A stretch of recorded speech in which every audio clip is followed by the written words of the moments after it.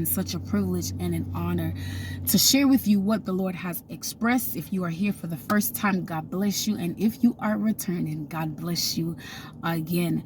The Lord says to fret not about tomorrow. Don't worry about tomorrow. Just focus on today, because today has enough trouble by itself. Tomorrow will worry about itself.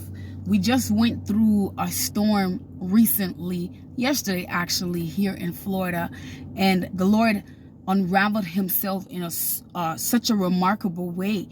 And I'm so amazed, and I pray that just my experience that I've had, that I'm sharing with you, will cause you to see the goodness of God in your life, and that you will see how God is unraveling himself in your life and in your situations.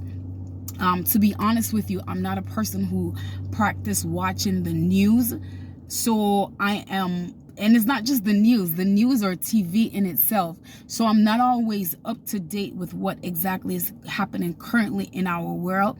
Some people may say that's a little bit careless, irresponsible.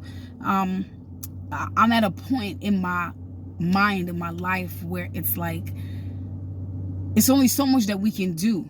You know, you can worry, but the reality is that it's only so much that we can do. Everything is in God's hands, honestly. I'm not encouraging anyone to take advantage of God's mercy or to take advantage of God's protection or his grace. To each his own, wherever your faith is at. So for myself, I wasn't prepared to the status of where everyone else was prepared. Like, people were getting water and getting bags of sand and all these items. And the truth is that I wasn't as prepared. I had water. Thank God. That's one thing that I did get. But nevertheless, while the storm, I prayed and I asked the Lord, of course, definitely to cover us, not just myself, but every other family as well. And one of my prayer was for God to really comfort the hearts of people who perhaps were scared and frantic and stuff like that. So anyhow, the storm is going. And while the storm was going, the power went out, and like, I was in the dark at home. So while I was there in the dark, I started moving around, and when I moved around, these lights like flickered on, and I was so amazed. This is what sparked this word or this revelation. I was so amazed because when the lights came on, I didn't expect them, because the power just went out, where these lights came from. But few months back, I had the idea, the desire to just make my closet look a little bit jazzy, and a part of the jazziness, I wanted to get sensor lights, so that in the night time, that when I go in the closet, I will be able to see, and I won't have to struggle about like turning on the light switch and stuff like that. So anyhow, I was just amazed that these lights just flickered on.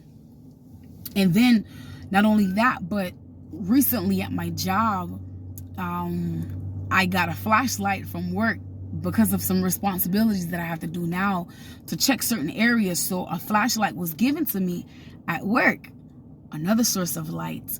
So while I was there, just in amazement, like, the sensor lights like really did everything for me. And I was just like, wow. And the Lord started ministering to me, and he started showing me how every day, each day of our life is preparing us for the next day.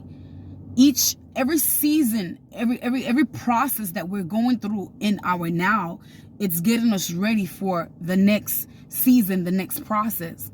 And God was showing me that even when we're not so conscious, or when we're not so mindful of preparing ourselves, God reminded me that he is never sleeping. He never slumbers. He reminded me that he's concerned about every part of us, that he knows every fiber of our being, every hair strand. He reminded me. So he was just showing me how he had already been preparing me for this moment. You know, the idea that I had, or the desire that I had to decorate the closet and have the lights, God said those were my inspirations. Those were my ideas that I gave to you for those lights. You know, and now in the middle of the storm and in the midst of darkness, these lights are there, right there. He reminded me that I am a God I am a present help and that he is Jehovah Jireh, like whatever it is that I need. Even the very flashlight, the flashlight shines so bright, like this bright, big circle LED light, like it's daylight flashlight. And I recently got that one. I was given that one. And he was just showing me like how he's like so many steps ahead of me, like he's already paving the way for me. My God, I thank you. The Bible says that he knows the way that we should go, we should take. It says that he is Alpha and Omega. He's the author of our faith. He's our beginning and he's our end. You don't know when your last breath will be, where, how. You don't even know where you're gonna be in the next place after you leave this physical realm. God was even showing me how he formed the human body. He formed the human body, and as we come and we're like infants and we're toddlers and we don't have any teeth. And then as we grow, like we get these teeth. Like God said, like just little stuff like that. Like he already prepared our body to do what it needs to do in the time that it needs to do it. We get teeth when we need them to eat. God even brought me to the area of adolescence, like teenagers, like puberty. Like the female body does what it does on its own to get ready for womanhood. The male's body does what it does on its own to prepare him to produce, to multiply, and stuff like that. And even when a woman gets pregnant, like her body goes in that process to prepare itself for the baby. We don't have to do, sometimes we do too much. I'll speak for my own self. Anika, sometimes, a lot of times, Anika, many times, you do too much. You do too much. And to even bring it down to its simplest form, truthfully, as human beings, all we need is food, shelter, clothing to survive. That's all we need. Food, shelter, clothing to survive.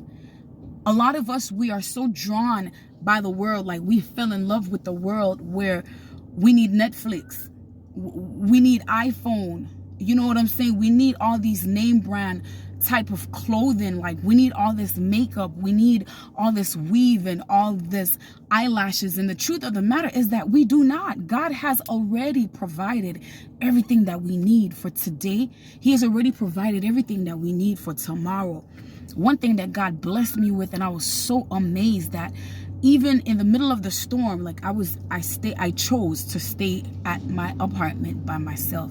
That was my choice, and while I was there and the lights went out and I was in the middle of the darkness, the Lord even ministered to me and just showed me that my alone time, even my alone seasons, my seasons where I used to feel so sad, where I used to feel so rejected, where I used to feel so alone, he started ministering to me that even my alone time that I spend with him, that I spend communing, that I spend in intimacy with his spirit. He said, Anika, this process in itself is preparing you for when you leave your body, when you leave this realm, because then you'll be with me. And that intimacy that you have already developed, that intimacy that you have already been practicing in those seasons, it was just getting you prepared for what it will be like with God even after. My God, what are you worried about? Thanks for the light, sir. Thank you. See that? He just provided that light for me just now. What are you worried about? What are you worried about? We plan and we go to school and we trying to get that degree because I want to be better than my parents were. I want to be better than where I'm at right now. You know what I'm saying? Like, we're doing all this to better ourselves. We're doing all of this to better ourselves. Please don't misunderstand me. I'm encouraging you to be the best you. But just know that everything is in God's hands and nothing will ever be without him. Thank God because he is so remarkable. He is sovereign. Thank God because he's the God of creation. The God of creation. I'm so grateful that the storm passed over. I'm so grateful that God has placed his righteousness in me and that he answers the prayers of the righteous. And in the midst of it, while it was on its way and everyone was panicking, the Lord reminded me of his word where he said that he will not destroy the city. If he finds just one righteous in the city, he won't destroy it. So my prayer was, Lord, allow me to be that righteous in the city so that you don't destroy it. What are you worried about today? What are you worried about today? Are you worried about the darkness that's in the world? He said, let there be light, and there was light. Are you worried about the bills that you can't see the way about tomorrow? He said that I'm Jehovah Jireh. I own mansions. Anything that you can even think or imagine, God has it, already had it. Stop worrying about tomorrow. Tomorrow has enough worries in itself. Focus on today. Rejoice, because this is the day that the Lord has made. So many people, they're already like thinking about tomorrow, asking for stuff for tomorrow, and they haven't even acknowledged what God has already done, what he's doing today, what he's doing right now, to even say, God, I thank you for today. God, I thank you for right now. God says to stop worrying. Stop worrying. That was something I really had to grasp. Like the Lord had to really deal with me on that, because I used to worry a lot until God brought me to a place where I just let go, and now I'm just in cruise control in his hands, because it's like, what's the point of worrying?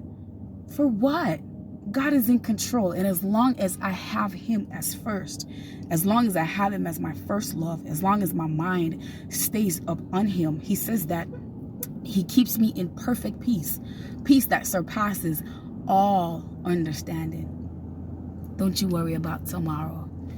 Thank God for today. And until next time,